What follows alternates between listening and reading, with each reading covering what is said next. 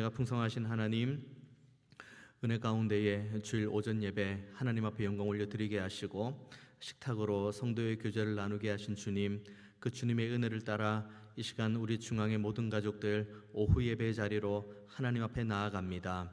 우리가 하나님 앞에 예배하고 하나님 앞에 우리의 마음을 쏟아내는 시간이 우리의 삶 가운데 가장 소중한 시간이고 가장 기쁘고 감사한 시간임을 우리가 잊지 않게 하여 주옵소서. 하나님을 온전히 경험하고 하나님의 말씀을 받고 하나님으로부터 새 힘을 공급받을 때에 그때 비로소 우리는 하나님의 백성답게 살게 될 줄 믿습니다. 우리가 이 믿음을 가지고 정말 하나님을 더 많이 예배하고 하나님을 더 많이 사랑하고 하나님만 의지하는 자리에서 떠나지 않게 하여 주옵소서. 이 시간 우리 모든 예배자들 하나님의 말씀 앞에서 싸우니 이 말씀을 온전하게 깨닫고 이 말씀에 순종할 수 있는 믿음도 허락하여 주옵소서. 감사드리고 살아계신 예수님의 이름으로 기도하옵나이다. 아멘. 이제 이번 주 우리 중앙의 가족들은 출애굽기를 읽고 있습니다. 2주간에 걸쳐서 창세기 읽고 이제 이번 한 주는 출애굽기를 읽고 있는데, 창세기, 출애굽기 그 사이에 우리가 가지고 있는 한글 성경의 1절은 야곱과 함께라고 시작을 합니다. 그런데 히브리어 원래 성경을 보면은 맨 첫 히브리 단어가 그리고가 나옵니다. 그러니까 창세기 마지막에 26절, 50장 26절, 요셉이 110세의 죽음에 그들이 그의 몸에 향 재료를 넣고 애굽에서 입관하였더라. 그리고 야곱과 함께 각각 자기 가족, 이런 식으로 이제 성경이 이어지는 거죠. 왜 그리고라고 이야기를 하는지, 그리고 여러 가지 지금 이스라엘 백성들이 당면하게 된 어려움들이 있는데 수많은 말씀 중에 왜 이 계보를 먼저 말씀하시는지 우리는 이 그리고란 단어를 통해서 충분히 알 수 있습니다. 우리가 힘들고 어렵고 그리고 고통 가운데 있을 때 그때마다 우리가 새 힘을 얻을 수 있는 유일한 길은 우리가 하나님의 백성이라는 자기 정체성이 있습니다. 우리가 하나님의 백성이기 때문에 지금 이 기쁨도 하나님께서 주신 것이고, 내가 하나님의 백성이기 때문에 이 고난과 이 슬픔도 하나님께서 주신 거라는 것을 믿는 것, 이것이 하나님 백성다움의 온전한 고백이 됩니다. 그래서 오늘 본문에 나오면 이제 이스라엘 백성들이 본격적으로 이제 위기를 당면하는 그 초입에 와 있습니다. 그런데 이 계보를 오늘 본문 1장에서도 나오고 이 1장과 똑같이 애굽으로 내려간 가족의 이름은 이러하니라 라고 하고 시작된 말씀이 여기 창세기 46장에도 똑같이 나옵니다. 이것들을 하나님 백성인 이스라엘이 왜 상기를 해야 되냐면, 거슬러 올라가 보면 결국 하나님께서 아브라함에게 주셨던 언약입니다. 하나님께서 아브라함을 부르시고 그리고 하나님께서 아브라함에게 언약을 주시죠. 너의 자손이 많게 될 것이고 너가 땅을 차지하게 될 것이고 뭐 그런 내용들을 이야기합니다.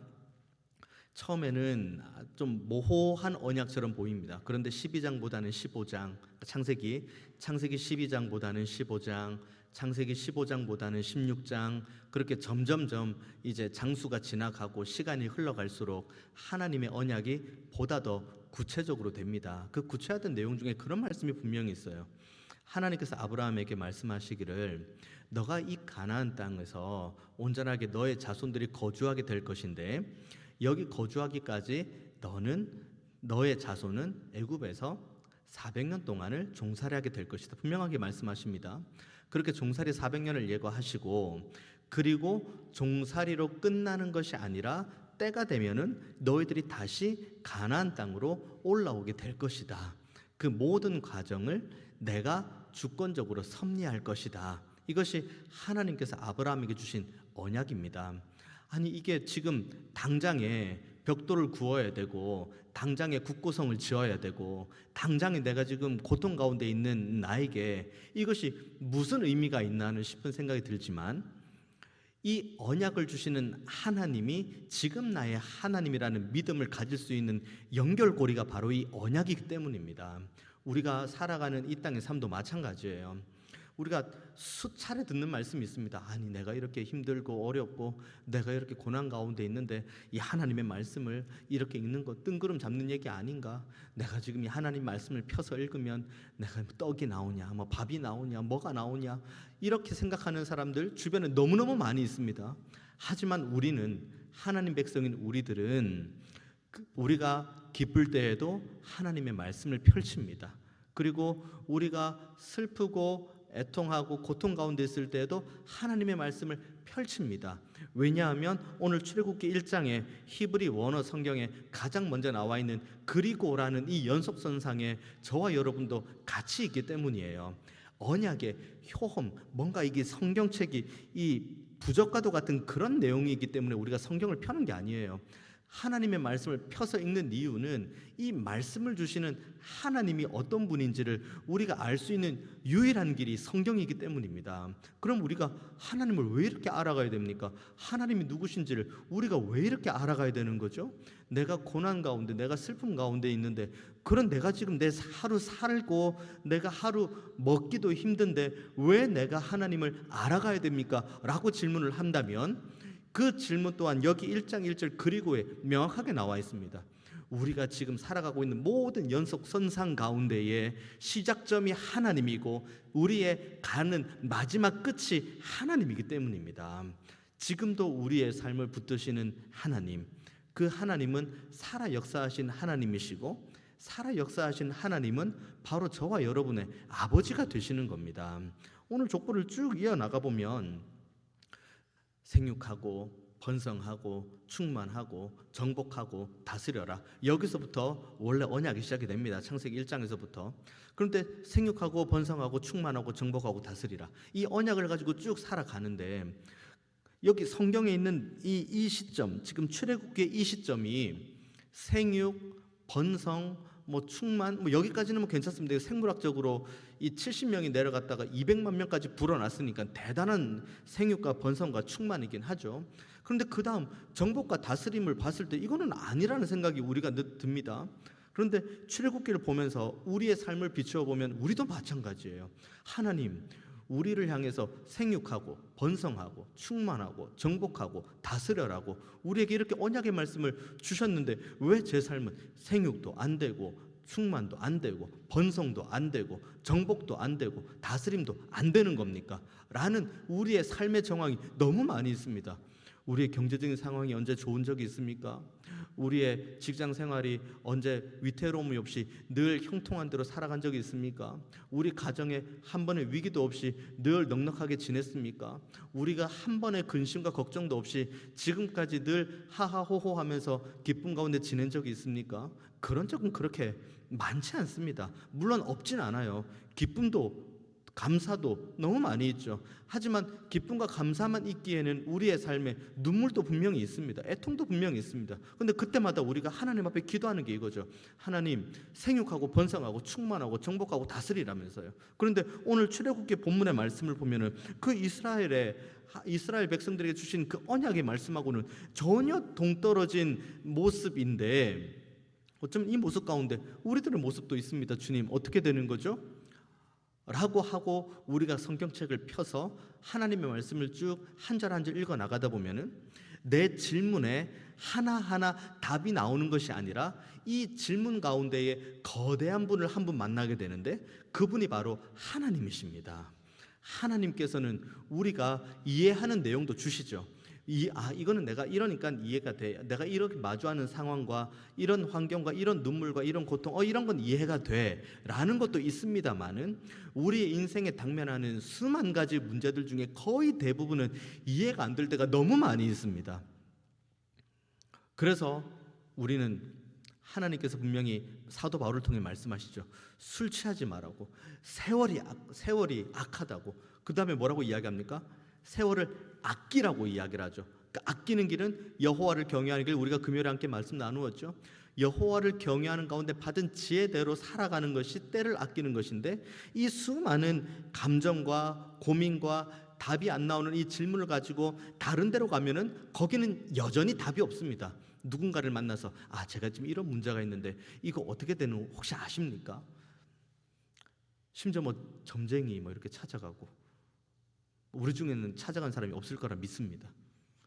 점쟁이 찾아가고, 뭐 또 뭐 영험하다는 사람 찾아가고, 뭐 있다는 사람 찾아가고. 제가 100% 장담합니다. 우리랑 똑같은 성정을 가진 사람들에게는 그 어떠한 답도 나오지 않습니다. 우리에게 답을 주실 수 있는 유일한 분은 살아계신 우리의 아버지 하나님밖에 없습니다. 그리고 출애굽기 1장에서 그리고란 말을 끊임없이 강조한 이유가 바로 여기에 있습니다. 우리는 그리고라는 이 연속선상 안에 우리가 있다고요. 하나님의 언약 안에 우리가 있다고요. 이스라엘 백성들에게만 이 언약이 있는 것이 아니라 지금을 살아가는 우리에게도 이 언약이 있다는 사실을요, 이스라엘 백성들의 하나님뿐만 아니라, 그러니까 아브라함의 하나님, 이삭의 하나님, 야곱의 하나님뿐만 아니라 지금 이 자리에서 예배하는 우리의 하나님이라는 사실을 이 출애굽기 1장에 그리고라고 이야기를 하면서 이제 그 계보들이 쭉 나오는 거예요. 오늘 우리가 읽은 본문의 앞부분에 50장에 보면은 뭐 야곱의 죽음도 나오고 요셉의 죽음도 나옵니다. 요셉이 죽을 때 뭐라고 유언을 하고 죽습니까? 너희들이 이후에는 이 땅을 벗어나서 가나안 땅, 하나님께서 주신 그 땅으로 가게 될 것인데 내 유해를 꼭 가지고 메어다가 그 땅으로 가달라. 그걸 마지막 유언으로 남기고 요셉이 죽습니다. 여기에서부터 모든 언약이 이어진다는 것. 죽기 직전의 사람도 이 유언, 이 하나님께서 주신 언약을 붙들고 살아가는 이 믿음이 있습니다. 하물며 하루하루를 생기 있게 살아가는 우리들이겠습니까? 내일이면 죽어요. 내일이면 관으로 들어갈 사람입니다. 그런데 이 사람이 하나님의 언약을 붙들고 있는 거예요. 그렇기 때문에 내가 지금은 애굽 땅에서 죽어서 내 유해가 여기 묻히지만 내가 궁극적으로 묻힐 곳은 여기가 아니라 가나안 땅이니까 이 언약대로 나를 꼭 좀 이해해다오. 이건 우리 모두도 마찬가지입니다. 우리는 생기 있게 살아가고 있습니다. 그러면 우리의 그 다음 고민은 무엇입니까? 오늘 하루를 우리가 살아갈 수 있도록 하나님께서 은혜를 주시면은 그 다음 우리의 고민, 하나님 어떻게 하면 하나님 백성답게 온전하게 살 수 있습니까?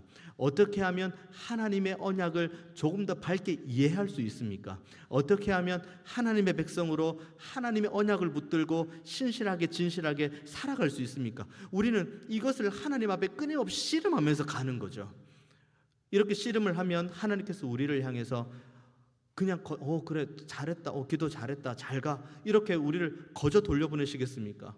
우리가 언약을 붙들고 지금도 살아계시고 역사하신 나의 아버지 하나님께서 지금 내 삶의 모든 형편을 아시니 내가 기도하는 모든 내용은, 우리가 기도하는 모든 제목은 하나님의 언약 안에서 이미 응답됩니다. 이것이 우리가 가져야 될 믿음입니다. 이 출애굽기 시작하는 이 맥락에서 이 믿음을 강조하기 위해서 지금 모세는 이 내용들을 하나하나 써나가고 있는 거죠.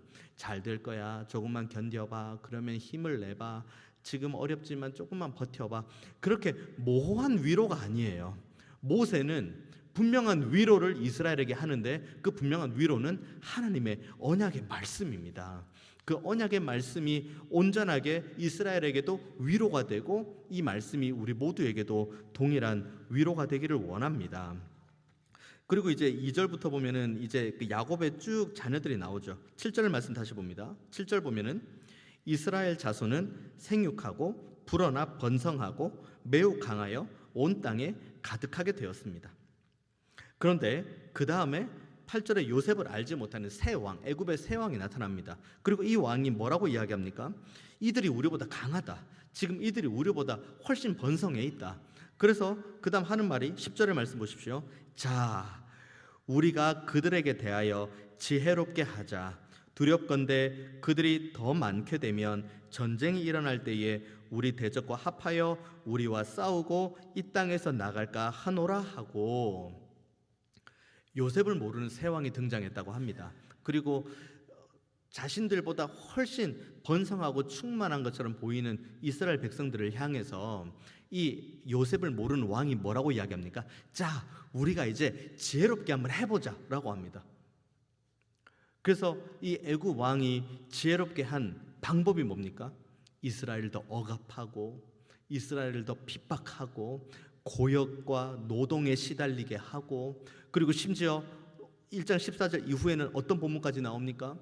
나오는 남자아이들은 다 죽이라고까지 합니다. 이것이 이 요셉을 알지 못하는 왕의 지혜이고 그리고 세상이 말하는 지혜예요. 우리가 세상을 따라가지 말아야 될 이유가 바로 여기에 있습니다. 와, 저렇게 지혜로울 수가, 저렇게 지혜로운 방법이 있을 수 있을까라고 생각을 하지만 우리가 누리고 우리가 붙들고 우리가 온전하게 따라가야 될 완전한 지혜는 세상에 있지 않습니다. 우리가 따라가야 될 완전한 지혜는 하나님의 말씀에 있습니다. 하나님만이 완전한 지혜이시고 하나님만이 우리에게 완전한 지혜를 주시는 분이신 거죠. 그러니까 세상에는 수많은 지혜, 처세술, 그런 내용들이 쭉 많이 나오죠. 하지만 그 가운데에 우리가 힘들고 고통스럽고 어려움 가운데 있을 때에도 하나님만 바라보는 것이 우리가 소유할 수 있는 유일한 지혜인 거죠. 한 가지 독특한 거 뭔지 아십니까? 요셉이 우리가 지난주에 읽었던 본문에 나오는 내용입니다. 요셉이 이제 그 보디발의 아내의 그 누명에 의해서 감옥에 갇힙니다. 그 감옥이 어디냐면 보디발의 집에 있는 감옥이라고 나와 있어요. 그리고 그 감옥에 또 누가 오냐면 바로의 떡 맡은 관원장과 술 맡은 관원장이 같이 있습니다. 그 집 안에 감옥에 물론 세 사람뿐만 아니라 몇 사람이 있겠죠. 어쨌든 중요한 건 보디발의 집 안에 있는 감옥에 그들이 있어요. 그리고 그 안에 대화를 하죠. 그러다가 떡 맡은 관원장이 이런 꿈을 꾸었다. 술 맡은 관원장이 이런 꿈을 꾸었다. 이렇게 꿈을 꾸고 이야기를 합니다. 그리고 이제 그 꿈에 대해서 요셉이 술 맡은 관원장에게 이제 당신은 복권될 거라고 이야기를 해주고 떡 맡은 관원장에게 당신은 조금 있으면 죽을 거라고 그렇게 이야기를 합니다. 이런 내용들이 쭉 흘러가는 가운데 주목할 만한 것이 뭐냐면 분명히 감옥이거든요. 이 요셉도 옥에 갇혔다. 그리고 이 떡 맡은 관원장과 술 맡은 관원장도 옥에 갇혔다라고 옥이라는 표현을 쓰는데 놀라운 사실은 술 맡은 관원장과 떡 맡은 관원장은 옥이라는 표현을 씁니다. 하지만 요셉은 이 집이라고 이야기를 해요.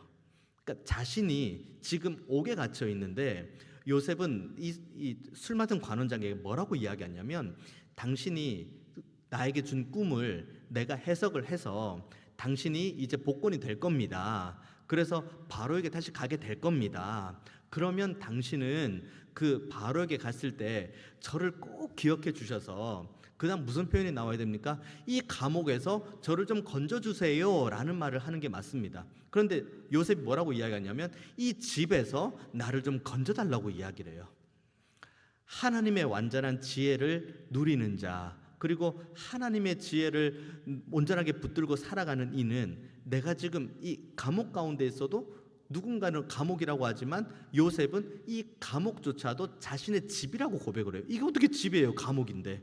그런데 이것을 요셉이 집이라고 고백하는 이유는 모든 것이 다 하나님의 주권적 섭리 안에 있다는 이 완전한 지혜를 믿는 믿음이 있기 때문입니다. 우리 모두도 다 마찬가지죠. 우리가 아무리 좋은 집에 있다고 해도 우리 안에 완전한 하나님의 지혜가 없으면 우리는 옥에 갇혔다는 이야기를 하겠죠.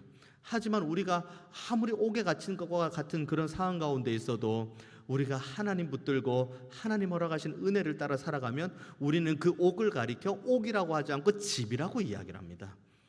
내 아버지의 집. 그래서 우리가 늘 찬송합니다. 그 어디나 하늘나라라고요.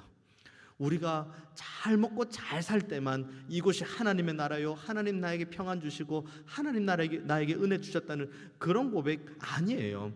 우리가 기쁨과 감사 가운데 있을 때에도, 우리가 눈물과 애통함 가운데 있을 때에도 이곳이 하나님께서 지금 나와 동행하시는 바로 이 순간이 바로 지금이고 하나님께서 모든 것들을 합력하여 선을 이루신다는 이 완전한 지혜가 있으면 그 눈물 골짜기와 사망의 음침한 골짜기가 우리에게 집이 된다고 하나님 앞에 찬양으로 영광 올려 드릴 수 있는 거죠. 세상의 지혜, 오늘 바로가 말하는 이 지혜, 우리보다 많으니까 어떻게든 억눌러 보자, 어떻게든 죽여보자, 저들도 새가 더 막 늘어나지 않게 남자가 태어나면 다 죽여버리자, 그런 이야기를 합니다. 이게 어떻게 지혜라고 이야기를 합니까? 그런데 자기 입으로 지혜롭게 하자고 이야기를 해요. 하지만 하나님의 지혜는 그게 아닙니다. 하나님의 완전한 지혜는 우리로 하여금 하나님을 바라보게 해요. 그리고 하나님이 지금 나에게 뭐라고 말씀하시는지, 이 상황 가운데에서 하나님 나에게 어떤 은혜를 주기 원하시는지, 이 앞이 보이지 않는 캄캄한 가운데서도 하나님 나를 어떻게 인도해 가기 원하시는지 완전한 지혜를 우리에게 주기를 원하시는 분이 바로 우리의 아버지 하나님이십니다. 중요한 건 우리의 문제이죠. 이것을 온전하게 받아 누리느냐 아니면 그렇지 않느냐, 그거에 따라 달려 있는 거죠. 둘 중 하나입니다. 하나님의 지혜를 따라가느냐, 오늘 바로가 말하는 세상의 지혜를 따라가느냐. 그리고 하나님의 지혜가 무엇인지 성경에 분명히 나와 있습니다. 세상이 말하는 지혜가 무엇인지 오늘 본문에 분명히 나와 있습니다. 어느 지혜를 따라가시겠습니까? 저와 여러분에게는 이 두 가지 지혜를 선택할 수 있는 기회가 있습니다. 부디 바라기는 저와 여러분 모두가 세상의 지혜가 아닌 하나님의 지혜를 선택하는 우리 모두가 되기를 원합니다. 그러면 하나님의 지혜가 어디 있는지를 찾아가야죠. 찾아가고 부지런히 읽고 암송하고 묵상하고, 이것이 무슨 뜻인지 모르면 이걸 붙들고 기도하고 하나님 앞에서 씨름하고, 이 모든 과정이 하나님의 지혜를 붙드는 믿음의 행보라고 저는 믿습니다. 이 행보로 걸어갈 때에 우리 모두에게 하나님께서 예비하신 큰 은혜를 허락해 주실 줄 믿습니다. 이 모든 내용들이 지나가고 이제 15절부터 보면 이제 그 히브리 산파들에게 드디어 이제 그 내용이 나오죠. 근데 히브리 산파들이 애굽 왕의 말을 듣지 않고 하나님을 두려워했다고 이야기를 합니다. 하나님을 두려워하고 하나님을 경외해서 애굽 왕의 명을 거역하고 하나님의 말씀에 순종했다고 이야기를 합니다. 그래서 20절의 말씀 보십시오. 1장 20절 말씀 보면은 이렇게 나와 있죠. 하나님이 그 산파들에게 은혜를 베푸시니 그 백성은 번성하고 매우 강해진다. 이 부분을 묵상하면서 그 생각이 들었습니다. 이들이 범사에 풍요로운 삶, 범사에 형통한 삶을 살기 위해서 이들이 하나님을 경외하는 걸 선택을 한 걸까? 아니면은 하나님을 경외하는 믿음의 선택을 하니 하나님께서 이들에게 풍성함과 부요함과 안전함이라는 복을 주실까? 뭐가 정답일까요? 풍요로움과 복줌을 바래서 그 바람으로 경외하는 게 맞는 걸까요? 내가 하나님을 경외하기로 선택을 했을 때 하나님께서 우리에게 이 은혜를 주시는 것이 맞는 걸까요? 당연히 후자겠죠. 히브리 산파들은 내가 하나님을 경외하고 애굽 왕의 명령을 거역하면 하나님께서 나에게 풍요로움과 풍성함과 하나님께서 큰 은혜를 주실 거야, 그런 마음으로 하지 않았어요. 다만 이들은 하나님이 두려웠을 뿐입니다. 이들은 하나님을 경외하기로 결단했을 뿐이에요. 그리고 하나님을 경외하기로 결단한 대로 애굽 왕의 그 명령과는 상관없이 한 걸음 한 걸음 믿음으로 뗐어요. 하나님께서는 그 걸음을 귀하게 보시는 거죠. 그리고 이들에게 20절에 나와 있는 것처럼 산파에게 은혜를 베푸시니 그 백성은 번성하고 매우 강해졌다. 21절 또 나오죠. 그 산파들은 하나님을 경외하였으므로 하나님이 그들의 집안을 흥왕하게 하셨다라고 이야기를 합니다. 이 경외란 단어가 수많은 곳에 사용되는데 그 중에서 우리가 지금 주일 오전마다 누가복음 말씀 함께 나누고 있습니다. 누가복음 말씀 중에 누가복음 12장에 경외라는 이야기가 그대로 나와요. 그러니까 두려움이라는 단어가 나오는데 어떤 단어가 나오냐면, 너희는 몸을 죽이고 그 후에는 능히 더 못하는 자들을 두려워하지 말고 지옥에 던져 넣는 권세 있는 그를 두려워하라. 그러니까 너희들의 몸만 해하는 그 이들을 두려워하지 말고 너희들의 몸과 영혼마저 지옥에 던져 넣을 수 있는 그를 두려워하라고 이야기해요. 그 두렵다는 단어가 오늘 본문에 나오는 두렵다는 단어하고 똑같은 단어입니다. 그럼 내가 두려워해야겠다. 내가 그럼 하나님을 경외해야겠다. 두렵잖아요.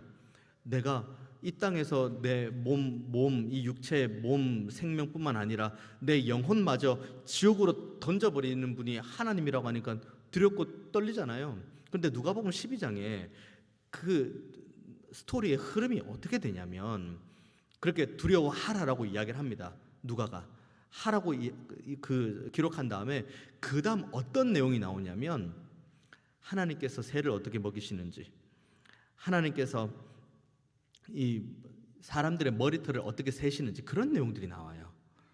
그러니까 경외함에 대한 이야기가 나오고, 그러니까 두려움에 대한 이야기가 나온 다음에 그 다음에 하나님께서 하나님 백성을 어떻게 먹이시는지, 입히시는지, 그리고 하나님 백성의 머리털 세신다. 그러니까 하나님 백성이 어떠한 삶에 있는지에 대한 모든 형편을 다 아신다는 내용을 누가복음 12장에 기록하고 있는 거예요. 전후문맥 순서를 보십시오.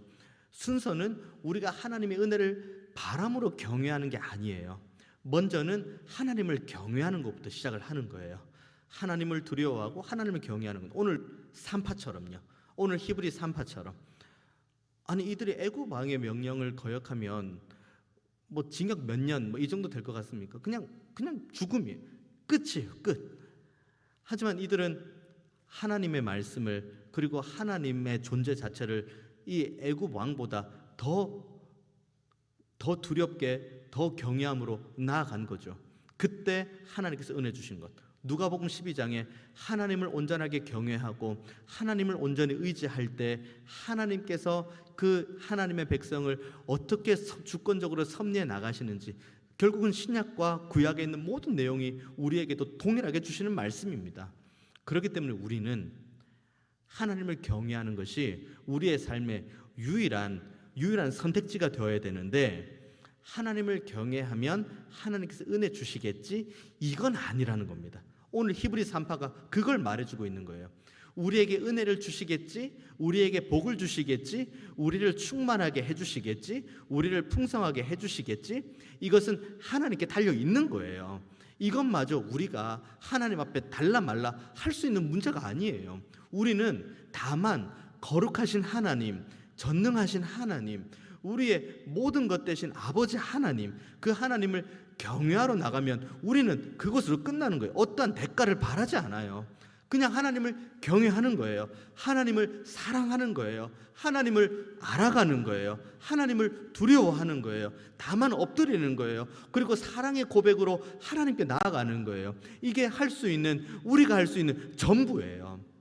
그러면 그것만 하면 나중에 은혜 없으면 어떡해? 내가 이렇게 하나님을 경외하고 내가 이렇게 하나님을 사랑했는데 떨어지는 콩고물이 없으면 어떡해? 하나님은 그렇게 인색한 분 아니십니다. 하나님은 그렇게 우리를 거저 돌려보내시는 분이 아니십니다. 우리가 하나님을 향해 사랑을 고백하고, 우리가 하나님을 경외하고, 우리가 하나님을 더 많이 알아가기 위해 힘쓰고, 하나님 앞에서 더 무릎 꿇고 하나님 앞에 나아가면 하나님께서 우리의 범사를 책임져 주십니다. 머리카락을 쓰신대요. 머리카락을. 하루에 머리카락이 몇 개가 빠지고 몇 개가 나는지 우리가 어떻게 이걸 다 날마다 셉니까? 하지만 하나님께서 이걸 다 세신대요. 이것은 그만큼 우리의 모든 걸 다 알고 계신다는 거예요. 알고 계신다는 건 뭘 의미합니까? 알고 계시니 그 모든 아는 것을 하나님께서 채워주시겠다는 거예요. 이분이 바로 우리의 하나님이십니다. 우리가 믿는 하나님, 우리가 사랑하는 하나님, 우리가 경외하는 하나님, 그 하나님이 바로 이런 하나님이십니다. 히브리 3파에 하나님을 경외하는 믿음이 우리 모두에게 있기를 원합니다. 히브리 3파에게 주셨던 은혜, 어쩌면 그 이상의 은혜를 우리에게 허락해 주실 줄 믿습니다. 그래서 우리는 출애굽기 1장에 나오는 그 그리고, 이 그리고에 저와 여러분이 이 연결선상 안에 여전히 있다는 사실을 한시도 잊지 않는 우리 모두가 되기를 원합니다. 우리는 하나님의 백성입니다. 우리는 살아계신 하나님의 자녀입니다. 하나님은 우리의 아버지가 되시고 우리는 하나님의 아들이요 하나님의 딸이 되는 겁니다. 그렇기 때문에 부디 다른 것들에 마음 빼앗기지 마시고 오직 하나님을 사랑하는 자리, 하나님을 의지하는 자리, 하나님을 경외하는 자리로만 나아가는 우리 모두가 되기를 원합니다. 하나님께서 여러분을 사랑하십니다. 하나님께서 여러분을 붙들어 주십니다. 이 은혜를 온전하게 경험하는 우리 모든 중앙의 가족들 다 되시기를 주님의 이름으로 축원드리겠습니다. 기도하겠습니다. 은혜가 풍성하신 하나님, 우리가 믿음으로 하나님 앞에 늘 나아가기 원합니다. 하나님을 경외하고 하나님을 사랑하고 그리고 하나님 앞에 엎드리는 이 믿음의 여정이 우리의 삶 가운데 끊어지지 않게 하여 주옵소서.